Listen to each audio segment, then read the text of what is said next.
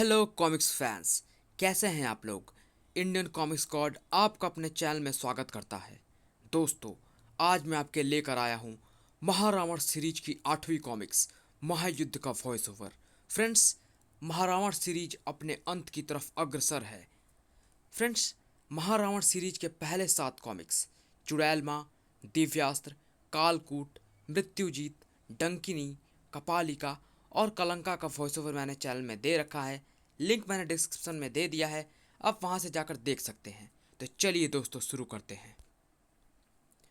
विकट पर्वत, जिसकी श्रृंखलाएं सुरसा के मुंह की तरह दूर दूर तक फैली हैं, अभिमान से अपना माथा ऊंचा किए नभ को छूने को तत्पर नजर आती हैं, जिसकी चोटियां और पाताल तक पहुंची हुई है जिसकी गहराइयां।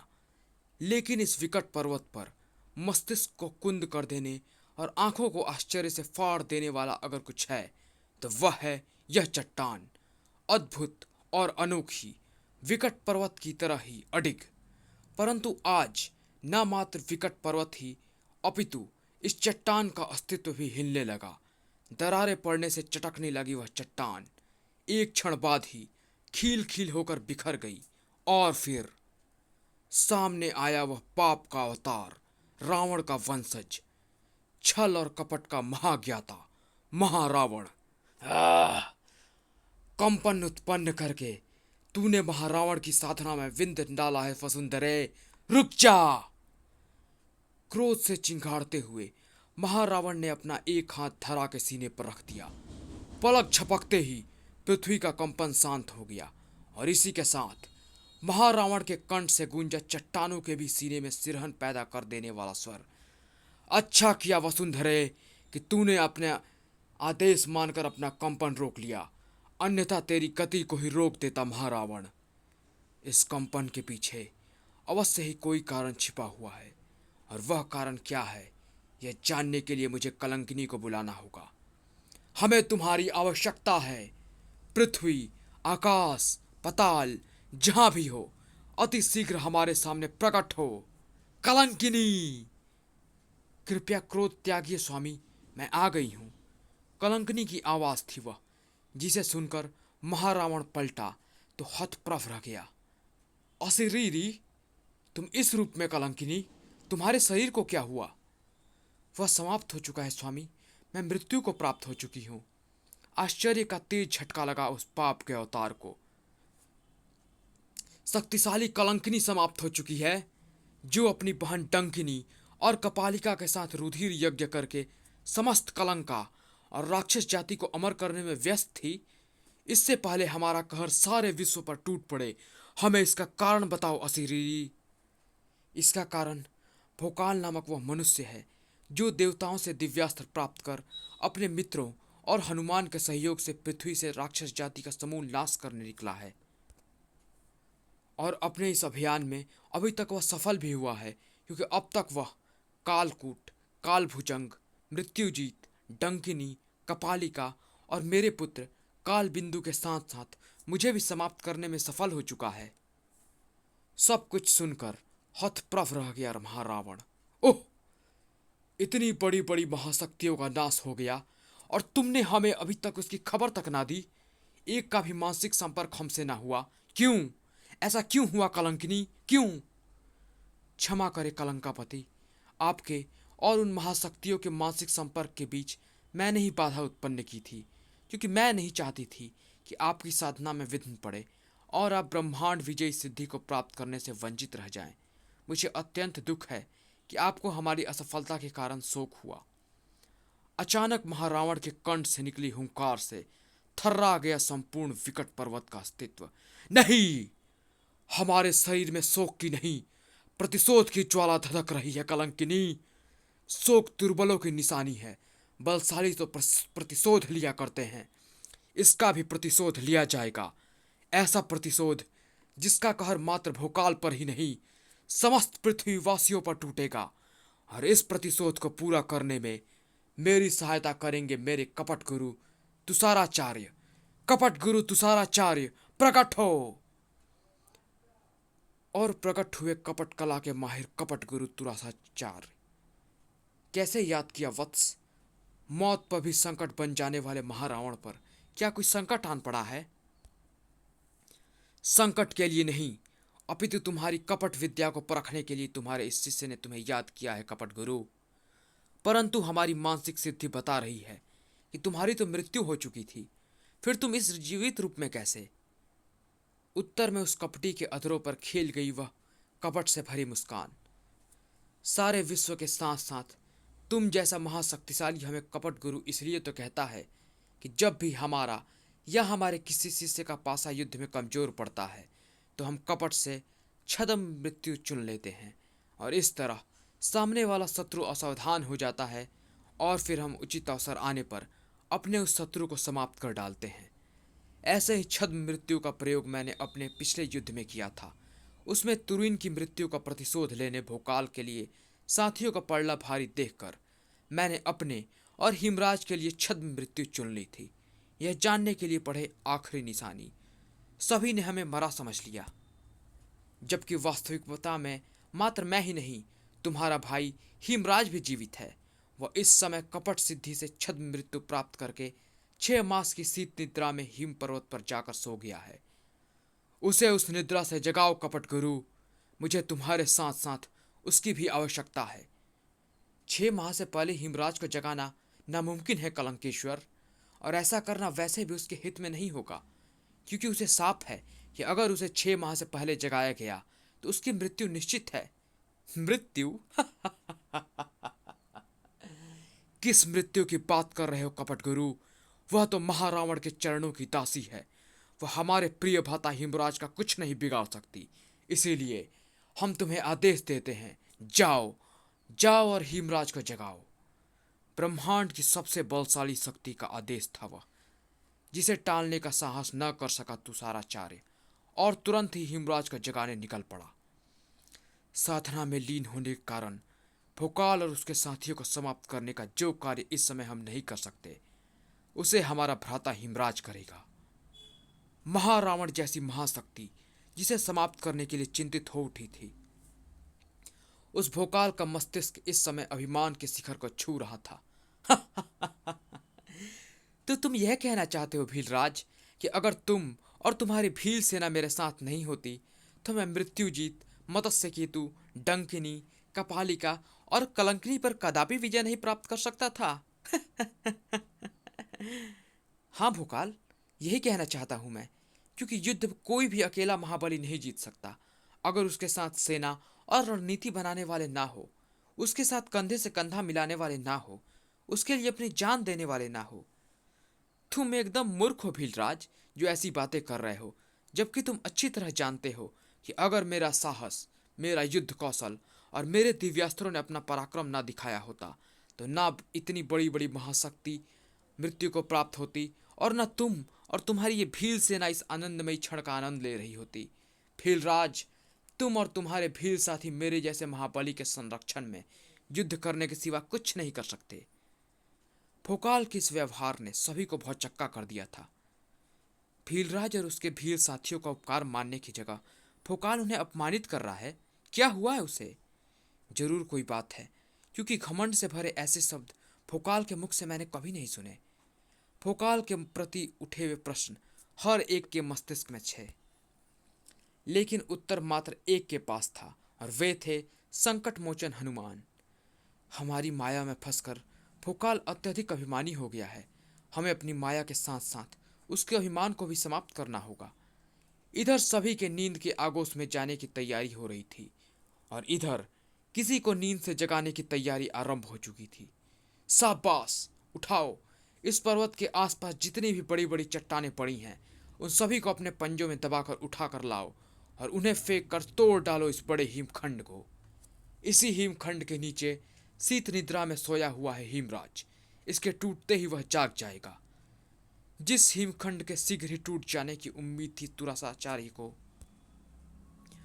वह काफी देर तक टस से मस नहीं हुआ। ओह, सभी चमगादड़ थक कर चूर हो चुके हैं और हिमखंड का बाल भी बाका नहीं हुआ। अब मैं पृथ्वी को केंद्र को फोड़कर उसमें से दहकता लावा निकालूंगा। इस बार तुषाराचार्य के हाथों से निकली वह शक्ति थरा के सीने को चीरती चली गई। एक पल बाद ही वहां फूट पड़ा वह ज्वालामुखी जिसका दहकता लावा हिमखंड को नहलाता चला गया। बहुत देर तक चलती रही वह क्रिया, लेकिन हिमखंड को जरा भी आंच नहीं आई। ओह, भला पृथ्वी के केंद्र से निकलते दहकते लावे से ज्यादा गर्म और क्या होगा? क्या मुझे हिमराज को जगाने का विचार त्याग देना चाहिए? नहीं, अगर सूर्य अपना संपूर्ण ताप कुछ क्षणों के लिए हिमखंड पर केंद्रित कर दे तो बात बन सकती है, और एक ही प्राणी सूर्य को विवश कर सकता है। महारावण! बोलो कपट गुरु तुषाराचार्य, मैं तुम्हारे मानसिक स्वरों को भारी भांति समझ रहा हूं।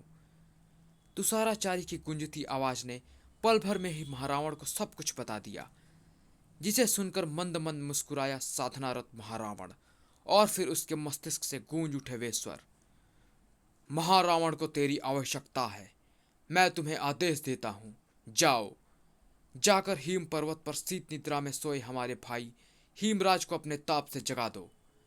जाओ सूर्य, आदेश मानो, अन्यथा तुम्हें सदा के लिए ठंडा कर देगा महारावण।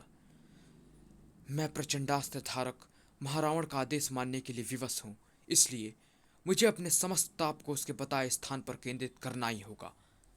हिमखंड पर तेजी से एकत्रित होने लगी सूर्य का ताप, जिसका परिणाम तुरंत ही सामने आया। हिमखंड तेजी से वाष्प बनकर उड़ने लगा। जल्द ही सूर्य के ताप ने हिमराज तक पहुंचकर उसे तिलमिलाकर उठने के लिए विवश कर दिया, और फिर एक क्षण बाद ही ज्वालामुखी की भांति गरज कर उठा वह हिम का राजा। और अगले ही क्षण जिसके क्रोध का कहर सूर्य पर टूटा। तेरी ताप ने मेरी शीत निद्रा को समय से पहले ही भंग कर देने का अपराध किया है सूर्य। हिमराज तुझे इसका दंड देगा। तेरी एक भी किरण को पृथ्वी तक नहीं पहुंचने देगा हिमराज। शांत हिमराज, शांत। जिस अपराध का दंड तुम सूर्य को देने जा रहे हो वह उसने स्वयं नहीं किया, अपितु तुम्हारे बड़े भाई महारावण ने सूर्य को विवश किया है। गुरुदेव! हाँ हिमराज, अपनी हिमचाल को शांत करो और जो हम कहना चाहते हैं उसे ध्यान से सुनो। तुरंत ही शांत हुआ हिमराज, और तब तुषाराचार्य ने उसे समझाना आरंभ किया।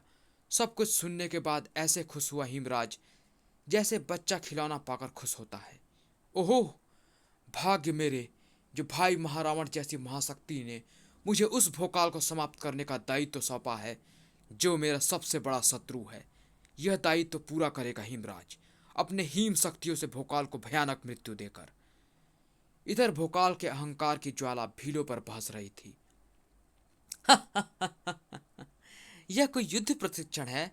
मुझे तो ऐसा लग रहा है जैसे कुछ बालक क्रीड़ा कर रहे हो। युद्ध कैसे लड़ा जाता है, तलवार कैसे चलाई जाती है, शत्रुओं के छक्के कैसे छुड़ाए जाते हैं, यह मुझ जैसे बलशाली से सीखो भीलो। आओ। महाबली, इतना अभिमान ठीक नहीं, क्योंकि जहां अभिमान सिर चढ़कर बोलने लगता है वहां निस्तेज होकर रह जाती है तलवार की ढाल। भीलराज, महाबली के हाथ में थमी तलवार की धार तुम अपने साथियों के साथ मेरा मुकाबला करके परख सकते हो। मैं तुमसे व्यर्थ उलझना नहीं चाहता था महाबली, लेकिन अब तुम्हें यह समझाने का समय आ गया है कि अभिमानी की तलवार ज्यादा तेज होती है या स्वाभिमानी की। भीलराज ने पास ही खड़े अपने साथी से झपट ली वह तलवार और आ खड़ा हुआ भोकाल के सामने। तुम मुझसे अकेले युद्ध करोगे भीलराज? हाँ महाबली, क्योंकि वीरता के परख तभी होती है जब मुकाबला बराबरी का हो। अगर तुम अपनी तलवार से मेरे शरीर पर खरोच भी डाल दो तो मेरे साथ साथ मेरे सभी साथी भी तुम्हारी दास्ता स्वीकार कर लेंगे।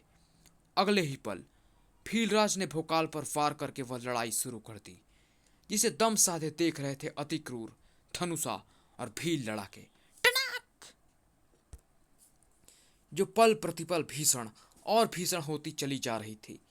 लेकिन इसके बावजूद भी न तो भोकाल की वार करने की फुर्ती में कमी आई थी और न ही भीलराज के वार करने की क्षमता का ह्रास हुआ था। न भोकाल थकता नजर आ रहा था, न भीलराज के कदम लड़खड़ा रहे थे। दोनों अटल थे, लेकिन उनके साथ साथ यह बात भी अटल थी कि इस लड़ाई का निर्णय होना ही था, यह द्वंद्व रुकना ही था। और कुछ देर बाद रुका भी, तब जब भोकाल की तेज वार से भीलराज के हाथों से तलवार छूट गई और उसके हाथ रुक गए। देखा भीलराज, तुम्हारे हाथों से तलवार छुड़ाकर मैंने सिद्ध कर दिया ना कि मुझ जैसा तलवार का धनी विश्व में कोई दूसरा नहीं। मैं तुम्हें एक अवसर और देता हूं, अपनी तलवार उठाओ और वार करो। सच्चा योद्धा एक बार अपने हाथ से छूटी तलवार को दोबारा नहीं उठाता महाबली। लेकिन तुमने अपनी तलवार को क्यों रोक दिया? अभी समाप्त कहाँ हुआ है मुकाबला? अभी मेरे शरीर पर खरोच डालने में सफल कहाँ हुए हो तुम? चलाओ तलवार, डालो मेरे शरीर पर खरोच। भोकाल निहत्थे पर वार नहीं करता भीलराज। निहत्था वो होता है जिसके हाथ कांप जाएं, अंग कांपने लगे और गर्दन हार के अपमान से झुक जाए। लेकिन भीलराज की भुजाओं में शक्ति व पाँव में युद्ध विजय का सामर्थ्य है और तुम्हारी तलवार का सामना करने के लिए मेरी गर्दन तनी हुई है। तुम्हारी गर्दन झुकेगी भीलराज, और धरा पर कटी तुम्हारी भुजाओं व पाँव को तड़पता देखेगी। मैंने तुम्हारे इस अभिमान को तोड़ना है कि तुम्हारी तलवार मेरे शरीर को काट सकती है।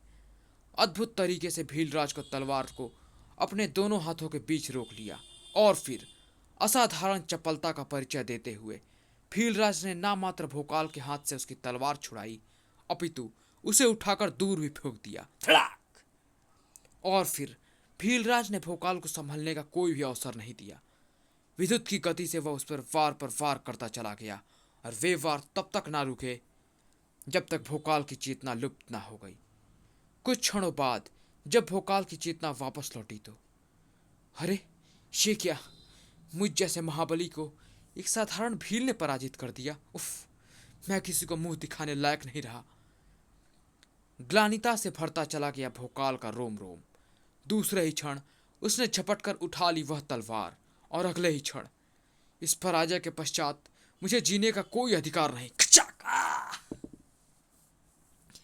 एक झटके से भोकाल ने तलवार को अपने सीने में घुसेड़ लिया और इसी के साथ भोकाल के प्राण पखेड़ उड़ गए। उसका शरीर निढाल होकर जमीन पर आ गिरा और आत्मा आकाश की गहराई में लुप्त होने के लिए चल दी। लेकिन भोकाल की वह आत्मा लुप्त हो पाती उससे पहले ही उसे एक आवाज ने रोक लिया। रुक जाओ, समय से पूर्व अपने शरीर को छोड़कर कहाँ जा रहे हो? अभी पृथ्वी को तुम्हारी आवश्यकता है भोकाल। बजरंगी, भगवान आप तो जानते हैं कि एक योद्धा की हार उसकी मृत्यु के समान ही होती है। मैं भी हार गया था और वो भी एक साधारण भील से, इसीलिए मैंने अपनी मृत्यु आप चुन ली। एक कायर की तरह मृत्यु पाकर अपने आप को योद्धा कह रहे हो भोकाल। अगर तुम वास्तव में ही सच्चे योद्धा होते तो स्वयं को नहीं, अपने अहंकार को मारते। शरीर का त्याग करने की जगह अभिमान का त्याग करते। राम भक्त हनुमान के क्रोध से भरे शब्दों ने भोकाल को बुरी तरह विचलित कर दिया। वो तड़प कर हनुमान के पैरों से आ लिपटा। मैं भटक गया हूं भगवान, मेरा मार्गदर्शन कीजिए, मैं क्या करूं? हे नरश्रेष्ठ महाबली भोकाल, अपने अभिमान को तिलांजलि देकर पृथ्वी पर मौजूद अपने शरीर में वापस लौटो। तुम्हें पृथ्वी पर सैकड़ों ऐसे महत्वपूर्ण कार्य करने हैं जो मानवता के लिए अत्यंत लाभदायक है। महाबली, महाबली जागो, फोर उठी है, उठो महाबली।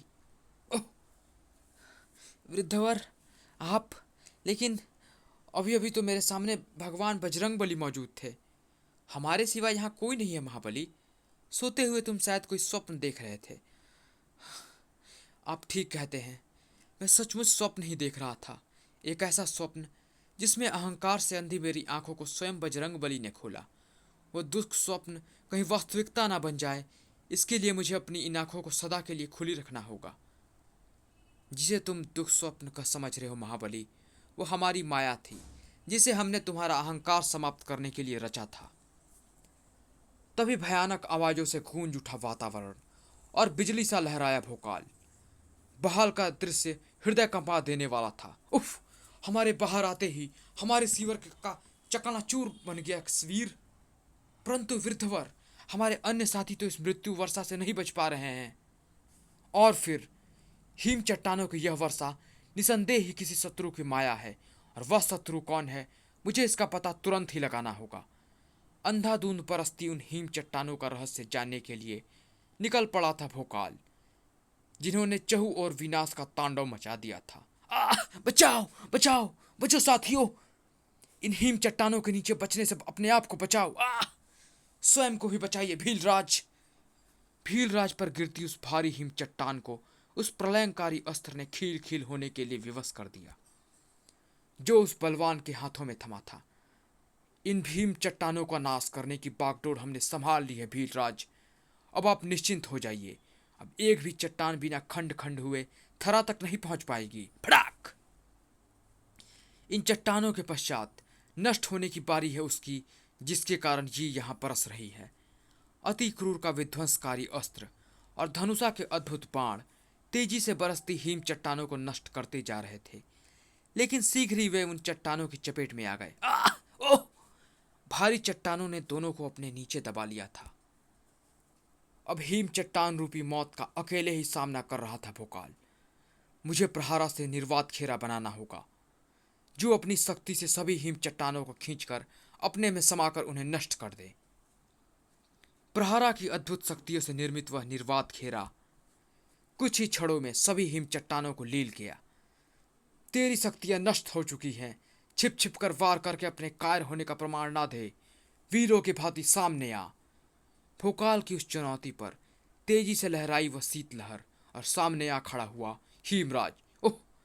हिम चट्टानों को देखकर मुझे पहले ही समझ जाना चाहिए था कि तू ही होगा। देर से समझा भोकाल, लेकिन समझा तो सही। लेकिन इसके साथ साथ तू ये भी समझ ले कि हिमराज तेरी और तेरी साथियों की मृत्यु बनकर आया है। मृत्यु तो तेरी आई है हिम शैतान, और यह बात प्रहारा की शक्तियां तुझे शीघ्र ही समझा देंगी। एक स्त्री के अस्त्र को शीश पर रखकर महाबली बन रहा है तू भोकाल, लेकिन मैं तुझे बता दूं कि यह अस्त्र हिमराज का ना आज बाल बाका कर पाएगा और ना ही तब कर पाया था जब यह उस तुरीन के मस्तिष्क पर मौजूद था, जिसे मैंने तड़पा तड़पा कर मारा था। प्रहारा के होते हुए भी वह मेरे हाथों यातनाएं सहकर चीख चीख कर मरी थी। भूल गया क्या तू? विस्फोट की भांति भोकाल के कानों में गूंजे थे हिमराज के शब्द। तूने तूने मेरी तुरीन को मारा था? हाँ भोकाल, मैंने ही बेरहमी से उसकी हत्या की थी। मैंने इन्हीं हाथों में उसे काल के गाल में ढकेला था। बस, इससे ज्यादा और कुछ न सुन सका भोकाल। क्रोध की अधिकता से ज्वालामुखी की भांति चीख पड़ा वह। तेरे जिन हाथों ने मेरी तुरीन पर अत्याचार किए, मैं उन्हें काट कर फेंक दूंगा। तेरे जिस मस्तिष्क में तुरीन की हत्या करने के विचार उठे थे, मैं उसे सहस्त्रों टुकड़ों में बांट दूंगा। प्रतिशोध की आग ने मानो भोकाल को पागल कर दिया। प्रहारा से उसने अंधाधुंध कई प्रहार हिमराज पर झोंक दिए, लेकिन वह हिमराज के शरीर पर खरोच भी ना डाल पाया। इस बचकानी शक्ति से तू हिमराज का कुछ नहीं बिगाड़ सकता भोकाल। किसी महाशक्ति का प्रयोग कर। तुरंत ही भोकाल के हाथ में प्रकट हुआ एक दिव्यास्त्र। यह तुझे समाप्त करने के लिए आज मुझे ब्रह्मांड की सबसे बड़ी शक्ति का भी प्रयोग करना पड़ा तो मैं हिचकूंगा नहीं। तभी भी रुकेंगे मेरे हाथ साए, जब तेरी सांसें रुक जाएंगी। हिमराज को हर दशा में समाप्त करने के प्रयत्न में जुटा भोकाल कभी एक दिव्यास्त्र प्रयोग कर रहा था तो कभी दूसरा, और ऐसा ना जाने वो कब तक करता रहता अगर वृद्ध ने आकर उसे ना रोक लिया होता। ये क्या कर रहे हो महाबली? क्रोध और प्रतिशोध के अंधकार से बाहर निकलो और देखो, तुम अपने शत्रु को नहीं, उसके प्रतिरूप यानी छाया को समाप्त करने का प्रयास कर रहे हो। मानो सोते से जागा भोकाल। ओह, आप सही कह रहे हैं वृद्धवर। वास्तव में सामने हिमराज का प्रतिरूप ही है। अंततः मेरी चाल समझ ही गया भोकाल, लेकिन अब देर हो चुकी है, क्योंकि तुम्हारे और तुम्हारी समस्त शक्तियों के बारे में जानने की मेरी योजना सफल हो चुकी है। मैं समझ चुका हूं कि देवों की सैकड़ों शक्तियां हैं तेरे पास। किसी राक्षस के लिए तुझे पराजित करना दुष्कर होगा, लेकिन फिर भी तू पराजित होगा और मरेगा भी, और तुझे मारने वाले राक्षस नहीं, देव ही होंगे। इसीलिए अब मुझे अपनी हिम शक्ति के साथ साथ अपनी तप शक्ति का भी इनके विरुद्ध प्रयोग करना होगा, और यह काम करेगी ब्रह्मा जी से प्राप्त यह रुद्राक्ष माला, जिसकी शक्ति के वश में होकर कोई भी देवता भोकाल के विरुद्ध युद्ध करने के लिए विवश हो जाएगा। इस समय भोकाल के वारों के प्रत्युत्तर देने के लिए ऐसे देव का आह्वान उचित रहेगा जो उसके प्रहारों का रुख मोड़ दे, और वो देव निश्चित ही हैं पवन देव। पवन देव का स्मरण करते ही वो हिमराज के सामने आ खड़े हुए। कहो वस्त हिमराज, क्यों याद किया हमें? मुझे तुम्हारी सहायता की आवश्यकता है पवन देव, अपने उन शत्रुओं को समाप्त करने के लिए। ओह, ये तो मानव श्रेष्ठ भोकाल और हमारा पुत्र हनुमान है। शत्रु की तरफ देखते ही हतप्रभ रह गए पवन देव। पवन देव की बेचैनी को तुरंत ही ताड़ गया हिमराज। क्यों पवन देव, शत्रुओं को देखकर तुम्हारा विचार बदल गया या फिर ब्रह्मा जी का वरदान झूठा था? देव पिता ब्रह्मा का वरदान व्यर्थ नहीं जा सकता। हम तुम्हारे शत्रुओं से अवश्य युद्ध करेंगे। ब्रह्मा के वरदान ने पवन देव को विवश कर डाला था। ओह, एकाएक एकाएक पवन इतनी तीव्र गति से कैसे चलने लगी? पवन का वेग बढ़ता ही गया। महाबली, पवन के वेग से हमारे पांव जमीन से उखड़ रहे हैं। लगता है पवन हमें अपने साथ उठा कर ले जाएगी। कौन है जो युद्ध जीतने के लिए माया का सहारा ले रहा है? वीर हो तो सामने आकर अपनी शक्ति का प्रदर्शन करो। गरज उठा था भोकाल, पर पवन देव वीरता में कहाँ कम थे। हम पवन देव हैं। पवन का ये वेग हमारी माया नहीं, हमारे आगमन का संकेत है वीर पुरुष। पवन देव, क्या आप हमारे विरुद्ध युद्ध करेंगे? पवन देव को देख भोकाल ही नहीं, वृद्ध के रूप में पवन पुत्र भी असमंजस में थे। धर्मपिता पवन देव क्या अधर्म का साथ देंगे? नहीं पवन देव, मैं आप जैसी पुण्यात्मा से युद्ध नहीं करूंगा। सभी के मस्तिष्क में घुमड़ते प्रश्नों का उत्तर पवन की उस चेतावनी ने दिया। सावधान, बातों में समय व्यर्थ न करो, युद्ध करो, अपने वीर होने का परिचय दो।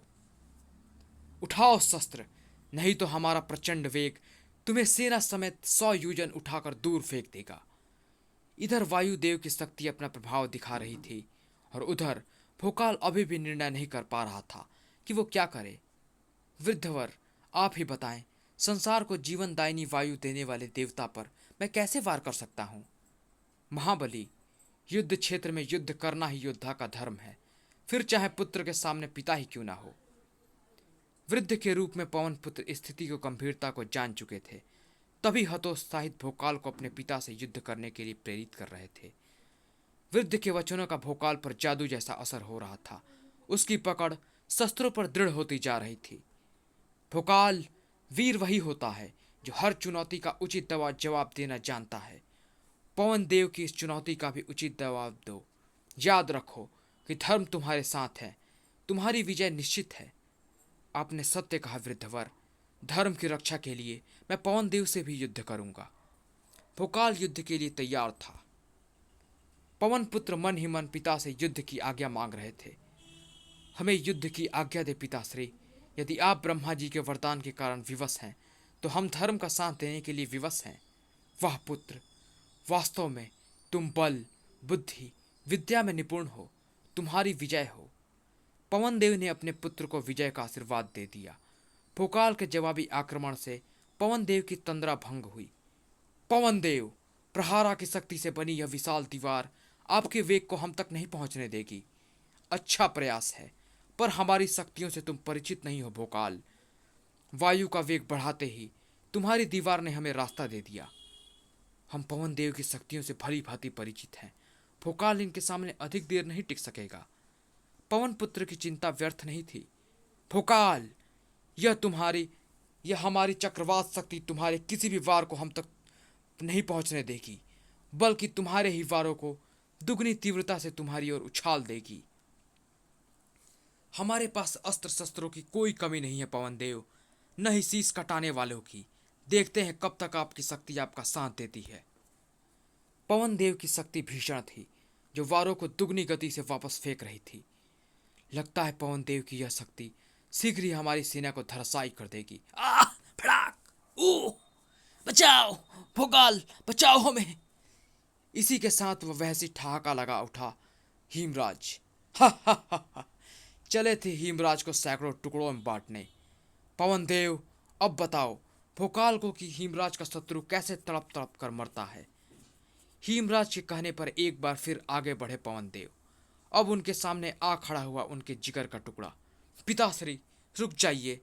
नहीं पुत्र नहीं, हम नहीं रुक सकते, और न हमारी शक्ति रुक सकती है। ये तो अब इनकी मृत्यु के पश्चात ही संभव हो पाएगा। फड़ाक फड़ाक! पवन भोकाल को बार बार उड़ाकर चट्टानों से टकरा रही थी। धड़ाक! और वह कुछ भी नहीं कर पा रहा था। और अब पवन देव ने उछाल फेंका अपना अंतिम और घातक अस्त्र, पवनास्त्र, और इसी के साथ दृढ़ होता चला गया उस संकट मोचन का चेहरा। पिताश्री के पवनास्त्र को भोकाल वो उसकी सेना से नहीं, हमसे टकराना होगा, जिसे देख तड़प उठा एक पिता का हृदय। हट जाओ पुत्र, पवनास्त्र के सामने से हट जाओ। नहीं, क्योंकि अगर आज हम हट गए तो समाप्त हो जाएगा भोकाल, और अगर भोकाल समाप्त हो गया तो समाप्त हो जाएगी संपूर्ण मानवता। मानवता की एक रक्षक, पुण्य के रखवाले के लिए आज एक देवता स्वयं का बलिदान देने पर उतारू था, और अब ऐसा होने में मात्र पलक झपकने की देर थी कि हो गया एक चमत्कार। हमें हमें ऐसा लगा जैसे हमारे पिता ने हमारे शीश पर प्रेम से हाथ फिराया हो। वो भीषण पवनास्त्र पवन पुत्र की परिक्रमा करके अदृश्य हो गया। मात्र उस राम भक्त के चेहरे पर थी मुस्कान। बाकी सभी हक्के बक्के से थे। तुम्हारा पवनास्त्र व्यर्थ गया पवन देव, अपनी किसी और शक्ति को लाओ, समाप्त करो इन्हें। पवनास्त्र हमारा अंतिम अस्त्र था हिमराज, अब हम कुछ नहीं कर सकते, हम पराजित हो चुके हैं। पवन देव पराजित होकर वापस लौट गए, लेकिन अभी हिमराज पराजित नहीं हुआ था। अच्छा हुआ पवन देव वापस लौट गए, मुझे पराजितों की शकल से ही नफरत है। अब मुझे बुलाना होगा ऐसे देवता को जिसकी मृत्यु दासी है, यमराज। हिमराज के बुलावे पर तुरंत प्रकट हुए यमराज, जिन्हें बुलाने का आशय हिमराज ने उन्हें अगले ही क्षण समझा दिया। मुझे अपने इन शत्रुओं का मृत्यु चाहिए यम। पवन देव जिसका बाल भी बांका ना कर सके, यमदेव उनका क्या बिगाड़ पाएंगे। पर्वत की तरह सीना ताने खड़ा था भोकाल, लेकिन दूसरे ही क्षण रेत की ढेर की तरह ढह गया। यम स्वयं जिसके प्राण हरने आए, उसे ब्रह्मांड की कोई भी शक्ति नहीं बचा सकती। उसकी मृत्यु हर दशा में निश्चित होती है मूर्ख। जो महाबली होते हैं वो मृत्यु का मुंह मोड़ना बखूबी जानते हैं। सही कहा, लेकिन ऐसा महाबली अभी ब्रह्मांड के किसी कोने में पैदा नहीं हुआ जो यम का मुंह मोड़ सके। परंतु यह बात तुम्हारी समझ में आने से पहले ही तुम्हें मौत आ जाएगी। यमराज ने उसे चट्टान पर दे मारा। भड़ाक! टकराव इतना भीषण था कि भोकाल के अंग अंग में पीड़ा की लहर दौड़ गई। उसने दोबारा उठने की कोशिश की, लेकिन उठ न पाया। तंत्र और तलवार का धनी भोकाल धराशायी हो चुका था, और यह हिमराज की विजय थी। धन्यवाद यमराज, अब तुम वापस जा सकते हो, भोकाल के प्राणों को अपने साथ लेकर। हिमराज की इस बात पर निश्चित ही यमराज भी आश्चर्यचकित रह गए। विवशता उनके चेहरे पर नजर आई, लेकिन फिर भी उन्हें वह मृत्यु कारक अस्त्र संभालना ही पड़ा। ओह, मृत्यु दंड संभाल चुके हैं यम, जिसके चलने का एक ही अर्थ है, भोकाल की मृत्यु। महाबली संभलो, तुम्हारा एक क्षण का विलंब तुम्हारे साथ साथ संपूर्ण ब्रह्मांड के विनाश का कारण बन सकता है, क्योंकि मृत्युदेव तुम्हें समाप्त करने के लिए अपना मृत्यु दंड चला चुके हैं। सचमुच यमराज ने चला दिया था वह मृत्यु दंड, जिसने भोकाल जैसे पराक्रमी का नाम पृथ्वी से मिटा देना था। वृद्ध रूपी हनुमान भी उनकी दर्दनाक मौत देखने के सिवा कुछ नहीं कर सकते थे, लेकिन फिर भी बहुत कुछ हुआ। जब तक ब्रह्मांड पर एक भी पापी जीवित है, भोकाल समाप्त नहीं हो सकता। तेजी से संभले भोकाल ने गरजते हुए उछाल फेंका था यमदेव का मृत्यु पास, जो पलक झपकने के साथ ही मृत्यु दंड से जा टकराया। दो समान शक्तियों का जबरदस्त टकराव था ये, और जब ऐसा होता है तो दोनों ही शक्तियों को नष्ट हो जाना होता है। इसी के साथ हिमराज की तरफ पलटे मृत्युदेव। क्षमा करना हिमराज, मेरी सभी शक्तियों के साथ मृत्यु दंड को भी भोकाल ने पराजित कर दिया, और पराजित होने के पश्चात हमारे यहाँ ठहरने का कोई औचित्य नहीं, हम वापस जा रहे हैं। अच्छा हुआ भोकाल ने हमें पराजित कर दिया, अन्यथा उसके प्राण हर कर हम स्वयं को कभी क्षमा नहीं कर पाते। एक मनुष्य के हाथों पराजित होकर भी प्रसन्न था वह देव। इधर भोकाल ने अति क्रूर और धनुषा को चट्टान के नीचे से निकाला। अब तीनों पराक्रमी दृढ़ कदमों से आगे बढ़ रहे थे, और उनका लक्ष्य था हिमराज। लेकिन उनके आगे बढ़ते कदम अचानक रुक गए, क्योंकि उनके आंखों को दिख रहा था वह अविश्वसनीय दृश्य। ये एकाएक 10 हिमराज कहां से प्रकट हो गए। हमें भ्रमित करने के लिए हिमराज ने यह माया रची है। तीक, सभी हिमराज्यों को समाप्त करना शुरू करो, उनमें से एक तो वास्तविक होगा ही। इस कार्य को मैं तुम्हारा सहयोग कर सकता हूँ। अपना धनुष बाण संभाले, धनुषा भी आगे बढ़ा और भोकाल वो अति क्रूर के साथ साथ हीमराज के 10 रूपों को नष्ट करने में जुट गया। तीनों के हाथ विद्युत की तेजी से चल रहे थे, उन 10 रूपों में मौजूद हीमराज के वास्तविक रूप को समाप्त करने के लिए। लेकिन कहाँ जानते थे वे कि बाकी जो भी 10वां हीमराज भी माया का ही एक रूप था। वास्तविक हीमराज तो अपने मायावी रूपों से दूर खड़ा स्तब्ध सामने के दृश्य को देख रहा था। अचानक मेरे 10 रूपों ने प्रकट होकर मुझे मेरे शत्रुओं से बचा लिया। इसका सीधा सा अर्थ है कि अपनी कपट माया के साथ मेरी सहायता को आ पहुंचे हैं कपट गुरु। तुम्हें संकट में देखकर हमें आना ही पड़ा हीमराज। आओ, अब तुम्हें दिखाता हूं अपनी कपट विद्या का एक और चमत्कार। आकाश से नीचे पहुंची उस तेज चमक ने हिम की सतह से टकराकर भीषण रूप धारण कर लिया। उफ, ये तेज चमक! भीषण चमक ने तीनों को आंखें बंद करने और पीड़ा से कराहने के लिए विवश कर दिया। कुछ क्षणों बाद अब तीनों की आंखें खुली तो वे आश्चर्य से फटी की फटी रह गई। अरे, ये मैं कहाँ आ गया? अतिक्रूर और धनुषा कहाँ हैं? इस रहस्यमयी और विचित्र स्थान पर मुझे किसने पहुंचाया? भोकाल और अतिक्रूर यहाँ कहीं नजर नहीं आ रहे। दूर तक फैले इस रेगिस्तान में मैं कहाँ से आ गया? भोकाल और धनुषा कहाँ गए? ये ये मेरे पीछे से आवाज कैसी? ओह, ये तो हीमराज द्वारा भेजे गए हिमराक्षस हैं जो मेरे ही तरफ बढ़े आ रहे हैं। भले इन्हें समाप्त करने में अपना सारा ध्यान लगाऊं, फिर बाद में सोचूंगा कहाँ है भोकाल और धनुषा। ओह, हीमराज द्वारा छोड़े गए हीम के वे गोले द्रुत गति से मेरी ही तरफ बढ़ते आ रहे हैं। मुझे इनमें से एक को भी अपने पास नहीं पहुंचने देना। इन सबको नष्ट करके ही मैं पता लगाऊंगा कि एकाएक मुझसे बिछड़ने के बाद कहाँ चले गए अतिक्रूर और भोकाल। यहाँ भी तुषाराचार्य के शैतान पक्षियों ने मेरा पीछा नहीं छोड़ा। विराट रूप धारण कर ये यहाँ भी मेरा मांस नोचने आ पहुंचे हैं। लेकिन ये ऐसा कर पाए उससे पहले ही मैं प्रहारा की शक्तियों से इन्हें समाप्त कर दूंगा और फिर देखूंगा कि किस मुसीबत में फंसे हैं अतिक्रूर और धनुषा। मेरे बाणों की बात के आगे हिमराज की शक्तियों की इस बाढ़ की कोई भी साथ नहीं है। शीघ्र ही मैं इनसे छुटकारा पालूंगा। तूफान की तेजी से बरसते धनुषा के बाणों ने शीघ्र ही अपनी तरफ बढ़ती उन मुसीबतों को नष्ट कर डाला। तभी पीछे से गुंजी उस आवाज ने धनुषा को चौंकाया। ओह, अनियंत्रित से इधर उधर भागते ये पशु जिनके शरीरों का हिम से ढके होना यह सिद्ध करता है कि ये हिमराज के ही सेवक पशु हैं। हालांकि अभी इन अनियंत्रित हिम पशुओं का लक्ष्य मैं नहीं हूं, लेकिन हिमराज के इशारे पर ये कभी भी मुझे अपना लक्ष्य बना सकते हैं। ऐसा हो इससे पहले ही मुझे इन्हें समाप्त कर देना चाहिए। साए साए साए साए! सनसना उठे धनुषा के धनुष से निकले हुए सैकड़ों बाण पलक झपकते ही अपने लक्ष्य पर पहुंचे। खच खच! अबा!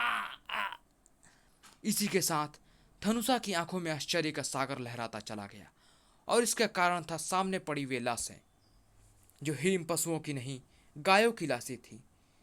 शरीर पर हिम जमा होने की वजह से जिन्हें मैं घातक हिम पशु समझ बैठा, वे तो निरीह गायें हैं।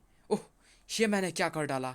अगर मैंने थोड़े से विवेक से काम लिया होता तो हिम के नीचे मौजूद इन गायों को मैं अवश्य ही देख लेता और गो हत्या जैसा जघन्य अपराध न करता। धिक्कार है मुझ पर, धिक्कार है मुझ जैसे अविवेकी पर, धिक्कार है मेरी धनुष विद्या पर, धिक्कार है मैंने धनुष बाण पर। ये तुम क्या कर रहे हो महान धनुर्धर? संभलो, संभलो!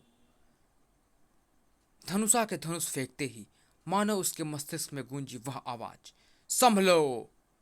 इसी बीच अति क्रूर, ओह, कड़ी धूप और तपती रेत की इस धरती पर इन हिम राक्षसों से लड़ने में मुझे अत्यधिक कठिनाई का सामना करना पड़ रहा है।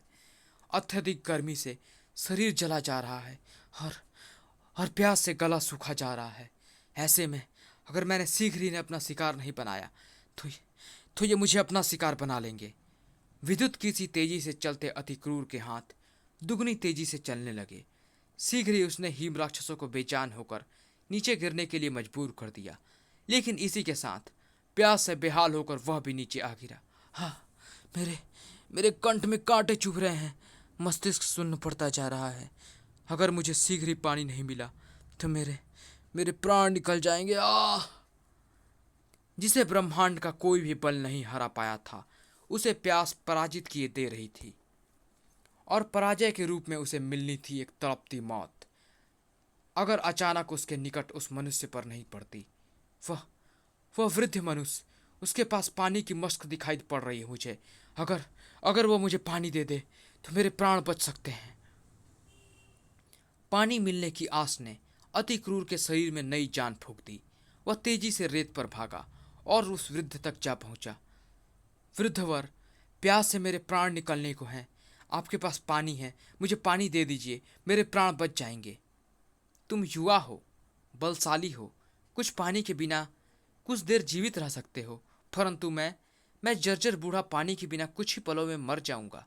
मेरी मस्क में थोड़ा ही पानी है और मुझे उस पानी की तुमसे ज्यादा आवश्यकता है, इसीलिए मैं तुम्हें पानी नहीं दूंगा। वृद्ध की बात और पानी की भीषण प्यास ने अति क्रूर के सोचने समझने की शक्ति छीन ली। क्रोध से गरज उठा वह, मैं पानी के लिए तड़प तड़प कर नहीं मरना चाहता, मुझे पानी चाहिए, किसी भी मूल्य पर। दतांग का एक तेज प्रहार करके अति क्रूर ने वृद्ध के हाथों से मस्क छीन ली और पानी पानी अपनी प्यास बुझाते अति क्रूर को पानी के रूप में जीवन मिल गया था, लेकिन उसके लिए उसे किसी का जीवन लेना पड़ा था। यह बात अति क्रूर को तब समझ में आई जब प्यास बुझने के बाद उसके सोचने समझने की शक्ति वापस आई। ओह, ये मैंने क्या किया? अपनी शक्ति के नशे में चूर होकर अपनी जीवन बचाने के लिए मैंने एक निर्बल जर्जर वृद्ध की हत्या कर दी। धिक्कार है ऐसी शक्ति पर जो निर्बलों का जीवन बचाने की जगह अपने स्वार्थ के लिए उनके जीवन का अंत करे। धिक्कार है इस प्रलयंकारी कहे जाने वाले दतांग पर जो हर निर्बलों के प्राण हरता है। ये तुम्हें क्या हुआ है शक्तिमान? संभलो, संभलो, संभलो। दतांग को एक तरफ फेंकते अति क्रूर को उसके मस्तिष्क में गूंजी उस आवाज ने मानो झकझोर कर रख दिया। इधर भोकाल भी ऐसे ही स्थिति से गुजर रहा था। पक्षियों की लड़ाई में उसका प्रहारा भी गिर गया था। ओह, ये तो बहुत ही भयानक और घातक है। इन्हें समाप्त करने के लिए मुझे दिव्यास्त्र का प्रयोग करना होगा। काली माँ की खड़ग एकदम सही रहेगी। इनका संहार करने के लिए। ओह, काली माँ की खड़ग से उन पक्षियों का कुछ भी नहीं बिगड़ा, लेकिन यह सुदर्शन चक्र अवश्य ही इनके सैकड़ों टुकड़े करेगा। सुदर्शन चक्र भी बेकार साबित हुआ और साथ ही बेकार साबित हुए अन्य दिव्यास्त्र भी। ओह, जाने कैसे मायावी पक्षी हैं, ये किसी भी तरह समाप्त नहीं हो रहे। अब तो इनसे छुटकारा पाने का एक ही उपाय है कि समाप्त करने की बजाय इन्हें बंदी बनाया जाए, और यह काम प्रहारा आसानी से कर सकता है। लेकिन इन मांस नोचने वालों के होते प्रहारा को पाना मुश्किल है। कुछ क्षण के लिए इनका ध्यान बटाया जाए तो मैं प्रहारा को पा सकता हूँ। वह मानव सौ एकदम ठीक रहेगा। मैं उस सौ को उसकी तरफ उछालूंगा तो वे उसे नोचने के लिए अवश्य ही उस पर झपटेंगे। इस तरह वे कुछ क्षणों के लिए मेरी तरफ से बेखबर हो जाएंगे और मुझे प्रहारा उठाने का अवसर मिल जाएगा। फुकाल ने उस मानव शरीर को उठाकर उन पक्षियों की तरफ उछाल दिया। जैसे ही दोनों पक्षी उसकी तरफ झपटे, फुकाल को प्रहारा उठाने का अवसर मिल गया। लेकिन जैसे ही वह प्रहारा सिर पर रखकर पलटा, आ आ आई, वैसे ही गूंजी वह रोंगटे खड़ी कर देने वाली चीखें जो उस मानव के कंठ से निकली थी, जिसे वह सौ समझकर उन भयंकर पक्षियों के सामने फेंक चुका था। ओह, वो तो जीवित है। इसका तात्पर्य वो यहाँ अचेत पड़ा था। मुझे उसे बचाना होगा, अन्यथा वो पक्षी उसका मांस नोच खाएंगे। फोकाल तेजी से आगे बढ़ा, लेकिन अपने उद्देश्य में सफल नहीं हो पाया, क्योंकि दोनों पक्षी उस मानव का सारा मांस नोच चुके थे। ओह, एक जीवित मनुष्य को इन पक्षियों ने कंकाल बना डाला, और ऐसा मेरे कारण हुआ। मैंने ही अपने प्राण बचाने के लिए उसे उन पक्षियों के आगे फेंक दिया था। कैसा महाबली हूं मैं, अपने प्राण बचाने के लिए जो दूसरों के प्राणों के आहुति दे डालता है। धिक्कार है मुझ पर, धिक्कार है मेरी शक्तियों पर। अपने आप को धिक्कारते हुए भोकाल की निगाहें अभी भी उन पक्षियों पर टिकी थी जो द्रुत गति से उसकी तरफ बढ़ रहे थे। मैंने जो पाप किया है उसका एक ही प्रायश्चित है। जिस तरह मैंने उस मानव को इन पक्षियों का आहार बनाया है, उसी तरह मैं भी इनका आहार बन जाऊं। ये क्या मूर्खता कर रहे हो महाबली? उठो! अपने आप को पक्षियों का आहार बनाने को तत्पर भोकाल के मस्तिष्क को अचानक वह आवाज झंकृत करती चली गई और सारे शरीर को झकझोरती चली गई। संभालो अपने आप को पराक्रमियों, मृत्यु तुम सबके सिरों पर मंडरा रही है। ओह, ये मुझे क्या हुआ था? लड़ते लड़ते मैं सो गया था का? मेरा मस्तिष्क एकाएक अंधेरे में कैसे डूब गया था? तीनों के मस्तिष्क जैसे ही जागृत हुए, वैसे ही उन्हें अपनी स्थिति का आभास हुआ। मैंने अपना दतांग क्यों फेंक दिया है? मेरा धनुष मेरे हाथ से कब छूटा? मेरे मेरे शरीर से प्रहारा जमीन पर कैसे पहुंचा? तभी तीनों के कानों में एक बार फिर गूंजी वृद्ध की आवाज, सावधान पराक्रमियों, तुम्हारे पीछे से संकट तुम तक पहुंचने ही वाला है। वृद्ध की इस आवाज ने मानो तीनों के शरीरों में फुर्ती का तूफान भर दिया। तीनों तेजी से पलटे और अपनी तरफ बढ़ने वाले संकटों पर एक नजर डालते ही अपने अपने हथियारों पर झपटे। पलक झपकते ही तीनों के हथियार उनके हाथ में थे और उन हथियारों के बल पर वो अपनी तरफ बढ़ने वाले संकटों का विनाश करने में जुटे हुए थे। सही समय पर हम इन्हें उन कपटी की कपट माया से बाहर निकाल आए, अन्यथा वह उस माया के बल पर इनके मस्तिष्क में ग्लानिता भरकर इन्हें समाप्त करने में सफल हो जाता। तीनों योद्धा माया रूप में मानसिक रूप से हार जाते तो वास्तविक युद्ध में भी ये हथियार नहीं उठा पाते। वृद्ध के चेहरे पर संतोष के चिन्ह नजर आ रहे थे, जबकि असंतोष और क्रोध का तूफान आया हुआ था तुषाराचार्य और हीमराज के चेहरों पर। आपकी कपट माया विफल हो गई गुरुदेव। कैसे कैसे हुआ ऐसा? मैं स्वयं चकित हूँ कि आखिर ये मेरी कपट माया से बच कैसे गए। अब इन्हें अपने कपट माया के ऐसे चरण में फंसाने की सोचो जिससे इनकी आत्मा भी बाहर ना निकल पाए। वह कपटी अब अपना कपट चक्र चलाता। उससे पहले ही उस धनुर्धर के तीर चल गए जो उस कपटी के गर्दन के साथ साथ उसके प्राण पखेरु भी ले चले। खच खच आ! अपने कपट गुरु की तरह अब तू भी अपने मृत्यु देवता के पास पहुंचने की तैयारी कर ले हिम शैतान। हीमराज मृत्यु के पास पहुंचने के लिए नहीं, अपितु अपने शत्रुओं को वहां पहुंचाने के लिए पैदा हुआ है। सर! हीमराज के हाथों से छूटे हिम शक्तियों के उस तूफान ने तीनों को ले जाकर दूर फेंक दिया। ओह! इस बार अत्यधिक भयंकर है हीमराज की शक्तियां। तुम्हारा कहना उचित है महाबली। वास्तव में भयंकर है हीमराज की शक्तियां और इन शक्तियों से तुम यहां पार पा नहीं पा सकते। इसके लिए तो तुम्हें सूर्य की भूमि को अपनी रणभूमि बनाना होगा। मैं समझा नहीं, आप कहना क्या चाहते हैं? हीमराज को सूर्य पर ले जाओ महाबली। वही एक स्थान है जहां उसकी अपार हिम शक्तियों से पार पाया जा सकता है। लेकिन सूर्य का ताप?